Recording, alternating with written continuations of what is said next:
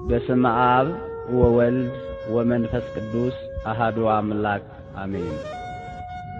በመንገድህ ይጠብቅህ ዘንድ ወዳዘጋጀሁትም ስፍራ ያገባህ ዘንድ እነሆ እኔ መልአክ በፊትህ እሰድዳለሁ።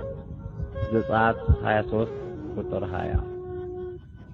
ጌታችን መድኃኒታችን ኢየሱስ ክርስቶስ ወዳዘጋጀልን ስፍራ ወደ መንግሥተ ሰማያት ስንጓዝ በመንገዳችን ላይ ሆኖ የሚያደናቅፈንን ሁሉ ከፊታችን የሚያነሳልንና ስንደክም የሚያበረታን በፊቱ እንድንጠነቀቅ የተነገረን ቃሉን እንድናደምጥ የእግዚአብሔር ስም በርሱ ላይ የሆነ በኃጢአት መስራት ካስመረርነው ይቅር የማይል ቃሉን ብንሰማ ጠላቶቻችንን የሚጣላቸው ያለንን ሁሉ ብናደርግ ከፊታችን አሞራውያንን፣ ፌርዛውያንን፣ ኬጢያውያንን፣ ኢያቡሳውያንን፣ አሕዛብን የሚያስጨንቁንን የሚያስጨንቅ ሁሉ መዳንን ይወርሱ ዘንድ ስላላቸው ለማገዝ ከሚላኩት መናፍስት አንዱና ዋነኛው ሊቀ መላእክት ቅዱስ ገብርኤል ነው።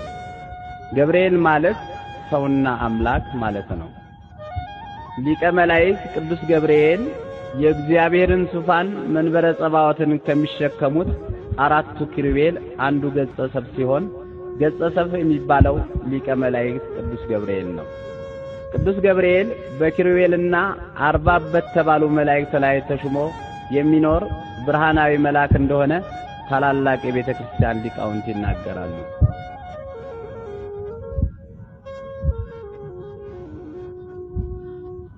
ሊቀ መላእክት ቅዱስ ገብርኤል ከኪሩቤል አንዱ ስለሆነ ቅሩበ እግዚአብሔር አሐዜ መንጦላይት ሰዓሌ ምሕረት በመሆኑ እኔ በእግዚአብሔር ፊት የምቆመው ቅዱስ ገብርኤል ነኝ ሲል ተናግሯል። ዘወትር ቅዱስ ገብርኤል በእግዚአብሔር ፊት ስለሚቆምና ለሰው ልጆች ምሕረት ስለሚለምን ወዳጆቹን ከመከራ ሥጋና ከመከራ ነፍስ የሚጠብቅ መልአክ ነው። ሊቀ መላእክት ቅዱስ ገብርኤል በመጀመሪያ ጊዜ ማኅበረ መላእክትን እንኳ ሳይቀር ያረጋጋ መልአክ በመሆኑ መልአከ ሰላም ይባላል።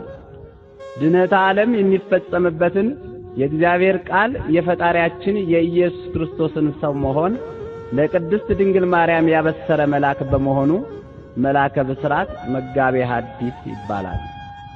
እግዚአብሔር ቃል ጌታችን ኢየሱስ ክርስቶስ ከንጽሕት ቅድስት ድንግል ማርያም በቤተልሔም በከብቶች በረት በተወለደ ጊዜ ልደተ ወልደ እግዚአብሔርን ያበሰረ መልአክ በመሆኑ መልአከ ፍስሐ ወሐሴት የፍጹም ደስታ መልአክ ተብሎ ይጠራል። ሊቀ መላእክት ቅዱስ ገብርኤል በሰው ልጆች ጭንቅና መከራ ጊዜ ስሙ ሲጠራ ፈጥኖ ለተቸገሩ ሰዎች የሚደርስ ከማንኛውም አስከፊና አስደንጋጭ መከራ የሚታደግ ኃያል መልአክ በመሆኑ መልአከ ኃይል ተብሎ ይጠራል። ልዑለ ባሕሪ እግዚአብሔር አምላክ አእላፍ መላእክትን በዕለተ እሁድ ከፈጠረ በኋላ ከመላእክት ልቆ የተፈጠረው ሳጥናኤል ወይም ዲያብሎስ የሐሰት አባትና ጀማሪ በመሆኑ እኔ ፈጠርኳችሁ ብሎ የሐሰት ቃል ለመላእክት ተናገረ። በዚያን ጊዜ ለማኅበረ መላእክት ወይቤሎሙ ንቁም በበህላዌነ እስከንረክቦ ለአምላክነ በማለት የሰላም መልአክ ቅዱስ ገብርኤል የፈጠረንን እግዚአብሔር እስከምናገኝ ድረስ በያለንበት ንቁም ብሎ ማኅበረ መላእክትን አረጋግቷል። ማኅበረ መላእክትን ያረጋጋ ሊቀ መላእክት ቅዱስ ገብርኤል ከአባታችን ከአዳም ጀምሮ እስከ ሕልቀተ ዓለም ድረስ የሚነሱትን ሰብአ ዓለም የሚረዳና የሚጠብቅ ሊቀ መላእክት ቅዱስ ገብርኤል ነው።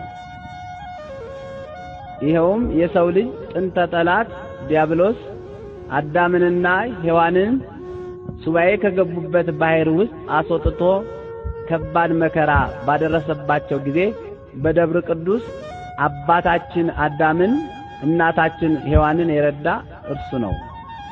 ለአዳምና ለሔዋን ቅዱስ ገብርኤል ከገነት ፍሬያት አዕዋፍ አምጥተው ዋሻዎችን እንዲሞሉላቸው አድርጓል።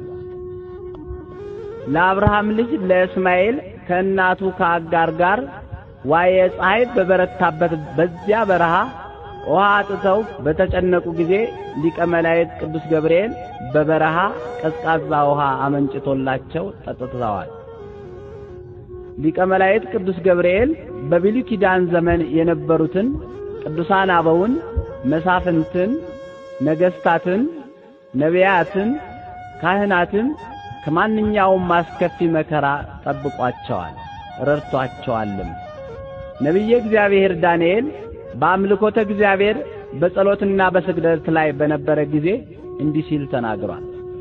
በአምላኬ በእግዚአብሔር ፊት ስለተቀደሰው ስለ አምላኬ ተራራ ስለምን ገና በጸሎት ስናገር አስቀድሜ በራእይ አይቸው የነበረው ገብርኤል ሊረዳኝ እየበረረ መጣ። በማታም በመሥዋዕት ጊዜም ዳሰሰኝ፣ አስተማረኝም፣ ተናገረኝም፣ እንዲህም አለኝ፣ ዳንኤል ሆይ ጥበብና ማስተዋልን እሰጥ ዘንድ አሁን መጥቻለሁ። ትንቢተ ዳንኤል ምዕራፍ 9 ከቁጥር 12 እስከ 24። ነቢዩ ዳንኤል ወደ ፈጣሪው ወደ እግዚአብሔር በንጽሐ ልቦና ሲጸልይ ሊቀ መላእክት ቅዱስ ገብርኤል ተልኮ መጥቶ ዳንኤልን አረጋጋው፣ ዳሰሰውም፣ ማስተዋልንና ጥበብን ሰጠው። ምስጢረ ሥጋዌንም ገልጾለት መቅደስ ትትሃነጽ እስከ ክርስቶስ ወእምዝ ትትመዘበር ብሎ ተናግሯል። ዳንኤልን የጠበቀና የረዳ ቅዱስ ገብርኤል አሁንም ወዳጆቹን ሲረዳ ይኖራል።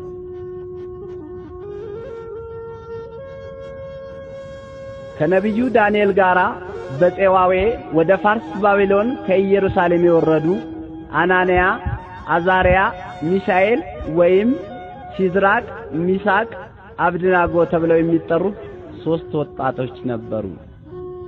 ታሪካቸው በትንቢተ ዳንኤል ከምዕራፍ 1 እስከ ምዕራፍ 4 እንደተገለጸው እነዚህ 3 ወጣቶች ከኢየሩሳሌም ተማርከው ወደ ፋርስ ባቢሎን እንደወረዱ ንጉሡ ናቡከደነፆርም 3ቱን ወጣቶች አናንያን፣ አዛርያን፣ ሚሳኤልን የባቢሎናውያንን ቋንቋና ጥበብ እንዲማሩ ካደረገ በኋላ በባቢሎን አውራጃዎች አስተዳዳሪ አድርጎ ሾማቸው። በኋላም ንጉሡ ናቡከደነፆር በፍቅረ ጣዖት ተይዞ በአደባባይ ጣዖት አቁሞ ለጣዖቱ በመንግስቱ ግዛት ያሉ ሰዎች ሁሉ እንዲሰግዱ አዋጅ ባወጣ ጊዜ ሰውም ሁሉ ለጣዖቱ ሲሰግድ 3ቱ ወጣቶች አናንያ፣ አዛርያ፣ ሚሳኤል ለፈጠረን ለእግዚአብሔር ብቻ እንሰግዳለን እንጂ ለጣዖት አንሰግድም አሉት። ለጣዖቱ ምስል ያልሰገደ ሰው በነደደ እሳት ተቃጥሎ እንዲሞት ተወስኖ ነበርና ለንጉሡ ለናቡከደነፆርም ያስተማርካቸው የሾምካቸው አናንያ፣ አዛርያ፣ ሚሳኤል ወይም ሚሳቅ፣ ሲድራቅ፣ አብድናጎ ላቆምከው ጣዖት አንሰግድም አሉ ብለው ወሬኞች ነገሩት። ንጉሡም ለጣዖቱ ካልሰገዳችሁ በዚህ አስፈሪ እሳት ተቃጥላችሁ ትሞታላችሁ ሲላቸው 3ቱም ሕፃናት በአንድነት ንጉሥ ሆይ በዚህስ ልንመልስልህ ይገባናል ብለው መናገር ጀመሩ። የምናመልከው አምላካችን ከሚነደው እቶን ያድነን ዘንድ ይችላል፣ ከእጅህም ያድነናል። ባያድነን እንኳን ላቆምከው ላንተ ምስል ለጣዖት አንሰግድም ብለው መለሱለት። በዚያን ጊዜ ንጉሡ ናቡከደነፆር እጅግ ተቆጥቶ የሚነደውን እሳት ከቀድሞው 7 እጥፍ እንዲጨምርና እንዲቦገቦግ አደረገው። የእሳቱም ነበልባል እጅግ አስፈሪ ሆነ። አናንያ፣ አዛርያን፣ ሚሳኤልን ያስሩ ዘንድ ወደሚነደው ወደ እቶኑ እሳት ይጥሏቸው ዘንድ በሰራዊቱ ውስጥ ከነበሩት ኃያላንን አዘዘ። የዚያን ጊዜ 3ቱ ሕፃናት ከመጎናጸፊያቸው ጋር በሚነደው በእቶን እሳት ውስጥ ታስረው ተጣሉ። የጣሏቸው ኃያላን ሰዎች ግን የእሳቱ ወላፈን ወዲያውኑ ገደላቸው። የመላእክት አለቃ ቅዱስ ገብርኤል ከእግዚአብሔር ተልኮ መጥቶ የነደደውን እሳት አቀዝቅዞ ወደ ውሃነት ለውጦ 4ኛ በመሆን በእሳቱ ውስጥ ቅዱስ ገብርኤል ለንጉሡ ስለታየው በመገረም አማካሪዎቹን እንዲህ አላቸው፣ 3 ሰዎች አስረን በእሳቱ ውስጥ ጥለን አልነበረምን? እነሆ እኔ የተፈቱ በእሳቱ መካከል የሚመላለሱ 4 ሰዎችን አያለሁ። ምንም አላቆሰላቸውም። የአራተኛው መልክ የአማልክትን ልጅ ይመስላል ብሎ መሰከረ። የዚያን ጊዜ ንጉሡ ናቡከደነጾር ወደሚነደው ወደ እሳቱ እቶን በር ቀርቦ እናንተ የልዑል ባሪያዎች ሲድራቅ፣ ሚሳቅ፣ አብድናጎ ኑ ውጡ ብሎ ተናገራቸውና የራሳቸው ጠጉር እንዳልተቃጠለች ሰናፊላቸውም እንዳልተለወጠ የእሳቱም ሽታ እንዳልደረሰባቸው አየ። ይህ ሁሉ የሆነው በቅዱስ ገብርኤል ጥበቃና ተራዳይነት ነው። ዛሬም በዘመናችን በአምልኮተ እግዚአብሔር በምግባር በትሩፋት የጸኑትን በቅዱስ ገብርኤል የተማጸኑትን ወጣቶች፣ እናቶች፣ አባቶች ሁሉ በዓለማችን ላይ ከሚነደው ከኤድስ እሳትና ከልዩ ልዩ መከራ ሲጠብቅ ይኖራል። በዘመነ ካህናትም ሊቀ ካህናቱ ዘካርያስ በቤተ መቅደስ ጸሎተ ዕጣን በሚያደርስበት ጊዜ በመሠዊያው በስተቀኝ ሊቀ መላእክት ቅዱስ ገብርኤል ተገልጾ ጾምህንና ጸሎትህን እግዚአብሔር ተቀብሎልሃል፣ ወንድ ልጅ ትወልዳለህ በማለት ልደተ ዮሐንስ መጥምቅን አብስሯል። በሰይጣን የሽንገላ ቃል ምክንያት አዳምና ሔዋን ሕገ እግዚአብሔርን በመተላለፋቸው መላው ዓለም ጨለማ ለብሶ ቅዱስ ገብርኤል በብስራቱ ድንግል ማርያምን አምላክን ትጸንሻለሽ ብሎ በማብሰሩና እመቤታችንም ይሁንልኝ ይደረግልኝ በማለቷ መላው ዓለም ከጨለማ ወደ ብርሃን ተሸጋገረ ይላል የታኅሳስ ወር የቅዱስ ገብርኤል ድርሳን። ድንግል ትጸንሳለች፣ ወንድ ልጅም ትወልዳለች፣ ስሙንም አማኑኤል ትለዋለች ተብሎ በትንቢተ ነቢያት የተነገረው የድኅነተ ዓለም የተስፋ ጊዜ ሲደርስ ሊቀ መላእክት ቅዱስ ገብርኤል ከእግዚአብሔር ዘንድ ወደ ቅድስት ድንግል ማርያም ተልኮ መጣ።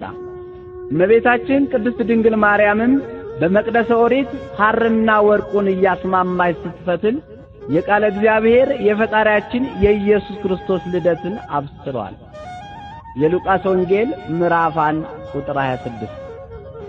ቃለ እግዚአብሔር ኢየሱስ ክርስቶስ ከእመቤታችን ከቅድስት ድንግል ማርያም ከሥጋዋ ሥጋ ከነፍሷ ነፍስን ነስቶ በቤተልሔም በተወለደ ጊዜ መልአከ እግዚአብሔር ቅዱስ ገብርኤል በሌሊት መንጋቸውን ይጠብቁ ለነበሩ እረኞች ተገልጾ ለዓለም ሁሉ የሚሆን ታላቅ ደስታ እነግራችኋለሁ አላቸው።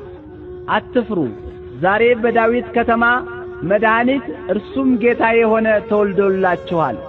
ይህም ምልክት ይሆንላችኋል፣ ሕፃን ተጠቅልሎ በግርግም ተኝቶ ታገኛላችሁ በማለት አስቀድሞ ጽንሰቱን እንደተናገረ የአምላካችን የኢየሱስ ክርስቶስን መወለድ ለሰባ ዓለም ተናግሯል። ጌታችን ኢየሱስ ክርስቶስ ወደ ምድረ ግብጽ ከእናቱ ከቅድስት ድንግል ማርያም ጋር በተሰደደ ጊዜ ቅዱስ ገብርኤል ከእመቤታችን ከዮሴፍና ከሰሎሜ አልተለየም ነበር።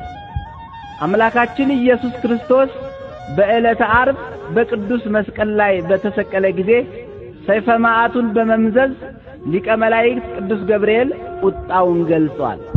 ወሰበ ኢከላአቶ ምህረቱ ለክርስቶስ እምታጉለ ኩሉ ዓለም። የቅዱስ ገብርኤል የቁጣ ሰይፈ መዓት የክርስቶስ ቸርነት ባይከለክለው ኖሮ ዓለምን ሁሉ ባጠፋ ነበር ተብሎ የተነገረው ስለዚህ ነው። አምላካችን ኢየሱስ ክርስቶስ በመስቀል ላይ ተሰቅሎ ሞቶ በሞቱ ሞተ ኃጢአትን ደምስሶ ሞትን ድል ነስቶ በሦስተኛው ቀን መነሳቱን በመቃብረ ክርስቶስ አጠገብ ቆማ ስታለቅስ ስለነበረችው ለማርያም መግደላዊት ትንሣኤ ክርስቶስን የነገረ ቅዱስ ገብርኤል ነው። ሊቀ መላእክት ቅዱስ ገብርኤል ከፈጣሪው ከልዑል እግዚአብሔር እየታዘዘ ቅዱሳን አበው ሐዋርያትን ስፍር ቁጥር የሌላቸው ሰማዕታትን ማለትም ቅዱስ ቂርቆስን እናቱ ቅድስት ኢየሉጣን ከነደደ እሳት ከነፍር ውኃ ያወጣ እንዲሁም ከጣዕመ ዓለም ከብዕለ ዓለም ተለይተው በገዳም በበዓት የሚኖሩ ፍጹማን ጻድቃንን በየጊዜው የሚረዳና ከአጋንንት ፈተና የሚጠብቅ እርሱ ነው።